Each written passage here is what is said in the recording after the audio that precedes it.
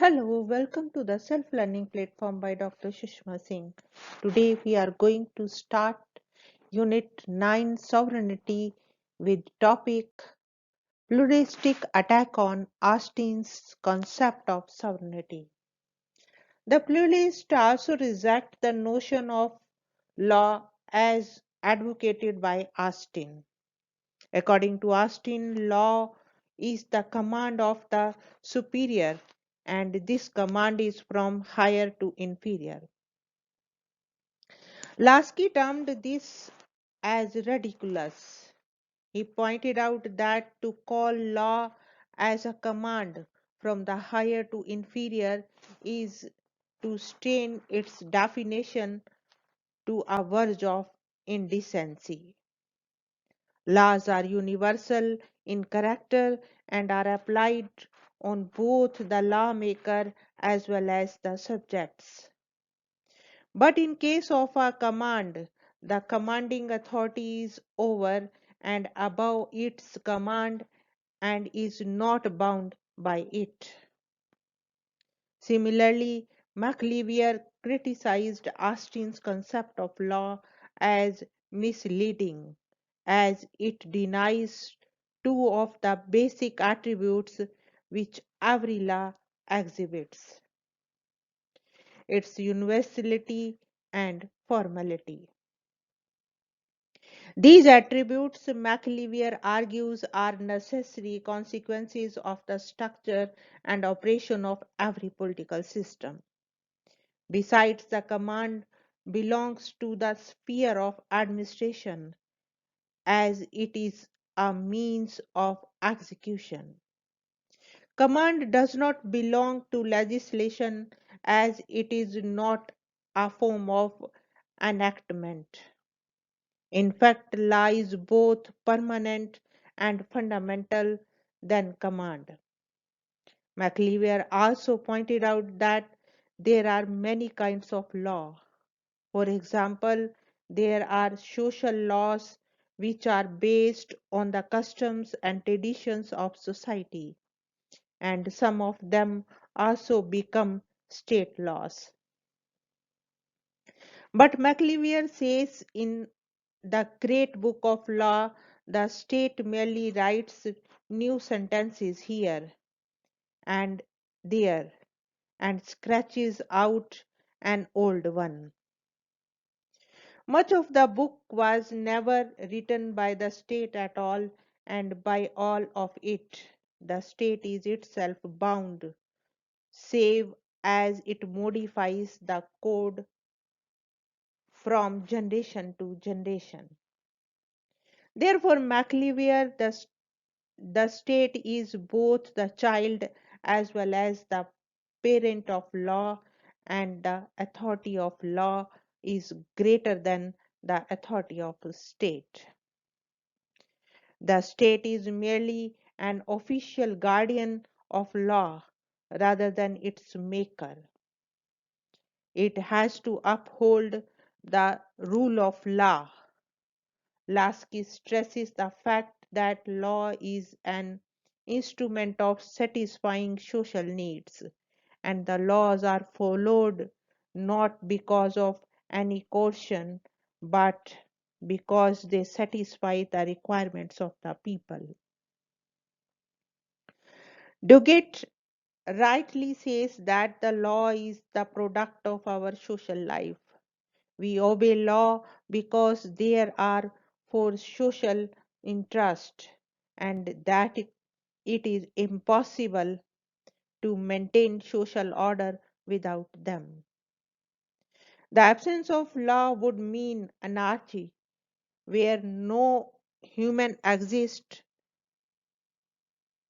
without be possible. The pluralistic also point out that there are customs and traditions in society which were neither created by the state nor the state has any control over them. Even the most dictatorial rulers had to bow before them. Lasky gives the example of the Sultan of Turkey, who even at the height of his power, was bound by a code of observance, and it was compulsory for him to obey them. Similarly, Sir Henry Maine gave the example of King Ranjit Singh, who enjoyed absolute powers over his subjects, and even the slightest violation could invite severe punishment.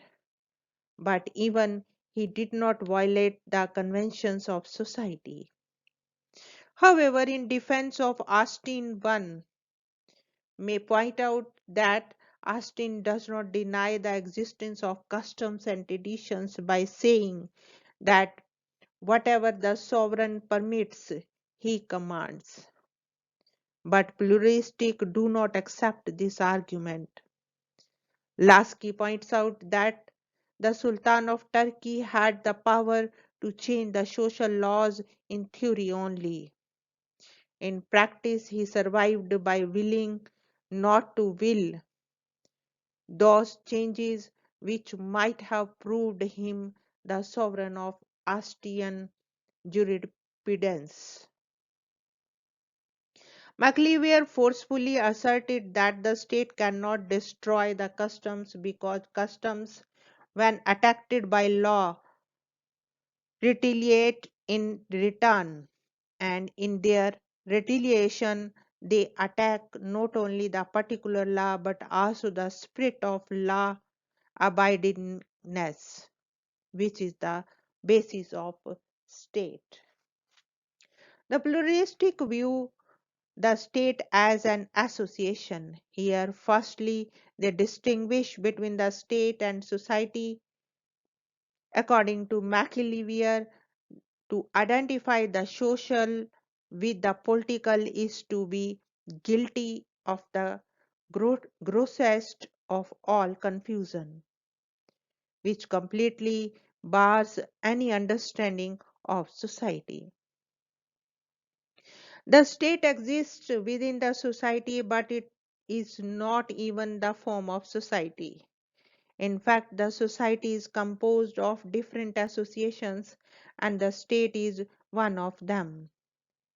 There are many associations like family and the church, which are as natural as the state, and the state had no role in their formation. Legally, the state may be unlimited because it is the source of legal enactment, but then the same is true of church because it happens to be the source of ecclesiastical law.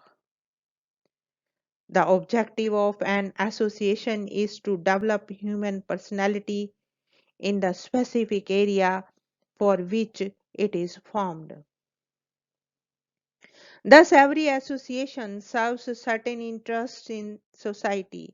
Similarly, the state also looks after certain interests, and all these associations, including the state, have their own distinctive identity and personality. Therefore, there cannot be one supreme power, or as McLeaver prefers to call, a single, all comprehensive authority in society. Lasky asserts that we are not a universe, but multiverse, and the associations are as real as state. The associations have their interest to promote and functions to serve, and they are not dependent on the state. Rather, they grow in the whole environment as a natural response to factors in that environment. They have an inner life that is as autonomous as the state itself. According to McLeaver, the difference between other associations and the state lies just in this, that the other associations are limited primarily by their objective, which is particular, whereas the state is limited primarily by its instrument, which is particular. while its objective is general within the limits so imposed. State laws are universal and they have coercive sanctions, and therefore the state should concern itself with other interests that are universal. Pluralistic do not deny the essential differences between the state and associations. The state has a power to inflict corporal punishment over its citizens, while the associations lack this power. Membership of the state is compulsory, while in case of an association it is voluntary. The state is also territorial in nature, while the associations may cross the boundaries of different states. Similarly, unlike the associations, the state is permanent. McLevier says, if a state dissolves, it is like convolution of nature. If it breaks into two, it is with violence and fierce repulsion. This is not true in case of other associations. But nevertheless, state is an association and the above mentioned differences cannot give the state a special status. At the most, state can be, as Astravintham suggests, first among equals and nothing more. It is only a particular group, Lasky writes, we then give to this particular group no peculiar merit. We refuse its title of creation of all else. We make it justify by its consequences. We stimulate its activities by making it compete with the work of other groups coextensive with or complementary to itself. As an association, the state protects the interest of men as citizens. The state regulates the common needs in society, but it cannot control the internal affairs of other associations. It can neither determine their purposes nor their methods. As the human life and culture is diversified, therefore, the doctrine of absolute sovereignty, if actually practiced, would be, in the word of MacLevier, fatal to the harmony of social life. Lasky says that the structure of society is federal and therefore the authority must also be federal. It will be wrong to give all the sovereign powers to the state. Lasky also felt that allegiance to various associations depended upon their performance. Men belong to many groups at a time, and a competition for allegiance is continuously possible, and no group, including the state, can claim total loyalty from the individual. He wrote, the only state to which I owe allegiance is the state in which I discover moral adequacy, and if a given state fails to satisfy that condition, I must, to be consistent with my moral nature, attempt experiment. Our first duty is to be true to our conscience. The state as an association cannot regulate the total life of men. Its functions are merely to coordinate the activities of different associations in the society. Austin's concept of absolute sovereignty has also been criticized by the pluralistic on the basis of dangers that it poses to the maintenance of international peace and tranquility. The pluralistic point out that the doctrine of absolute sovereignty is incompatible with the interest of humanity as it leads to destructive wars. They believe that it is due to the notion of external sovereignty that the world had to face the two world wars that brought so much suffering and destructions. With the stockpiling of nuclear weapons, which can destroy the world many times and which can only lead to mutually assured destruction, MAD, there is an urgent need to restrict state sovereignty. Lasky writes internationally, it is not difficult to conceive the organization of an allegiance which reaches beyond the limit of state. To live with a handful of men, for instance, the power to make war may well seem anarchistic to those who envisage the consequences of war. When state sovereignty in international affairs was recognized, there was no authority existence to which that type of control might be entrusted.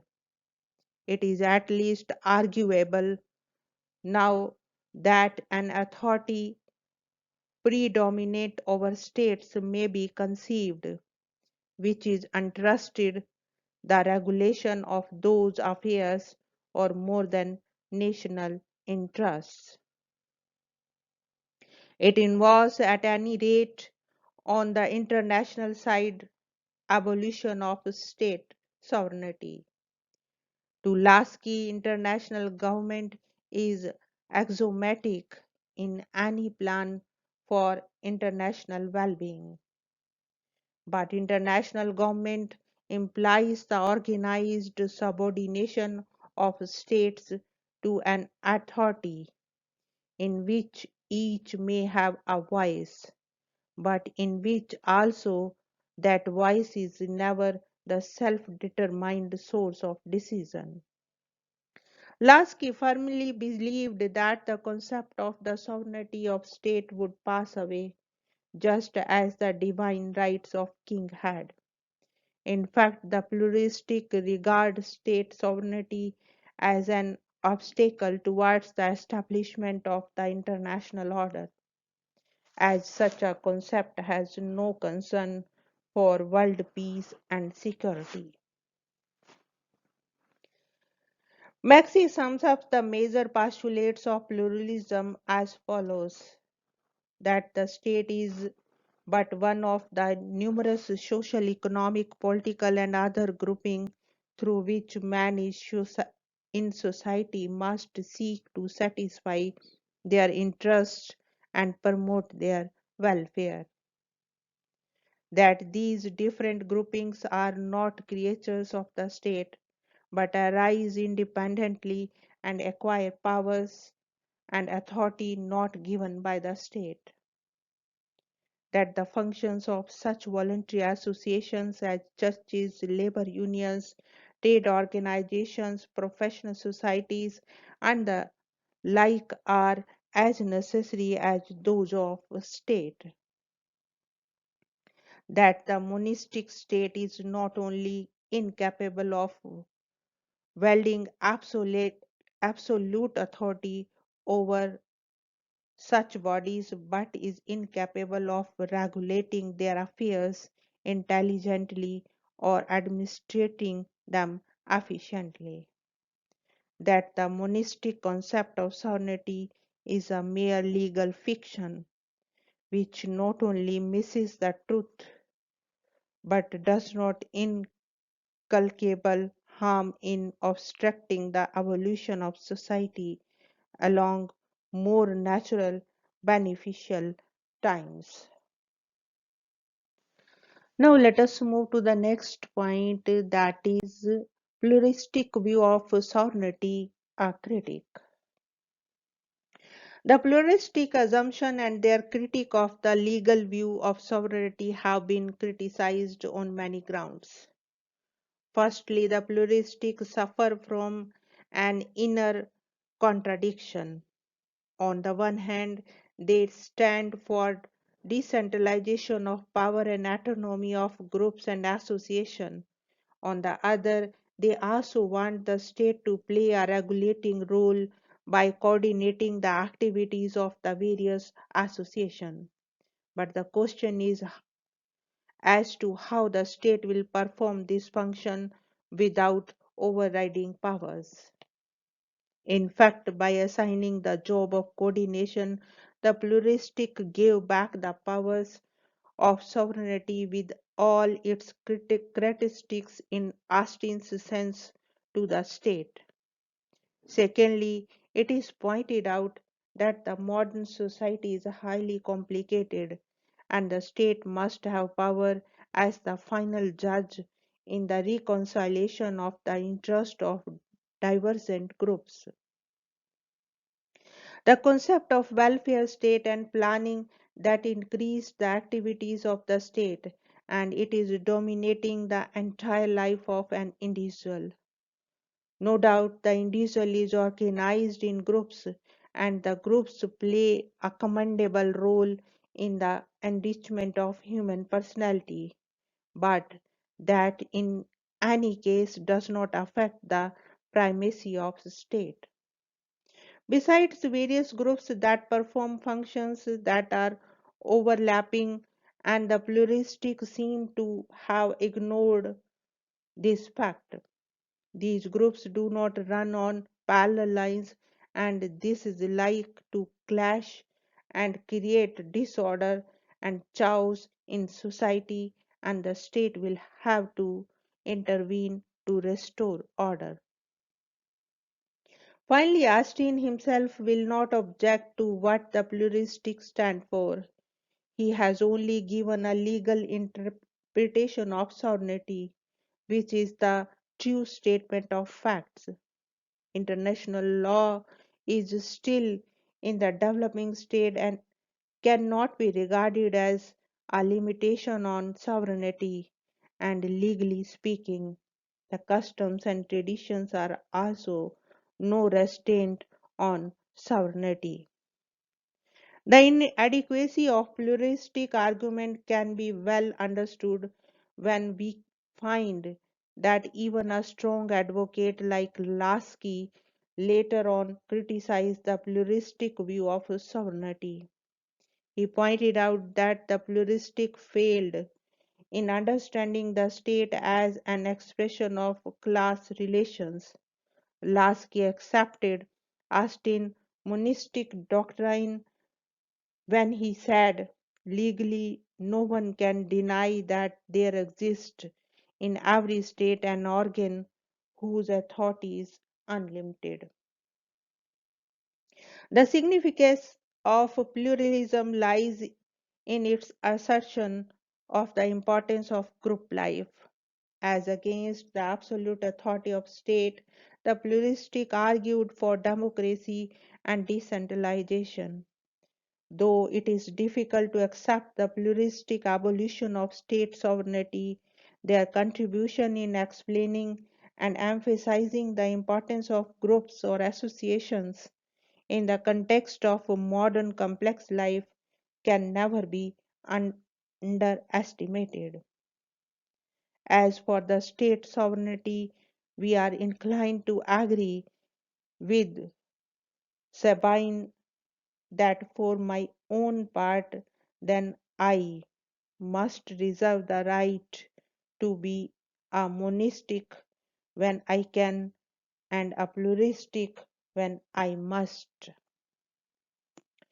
Here we want to wind up today's lecture. Thank you so much for your attention.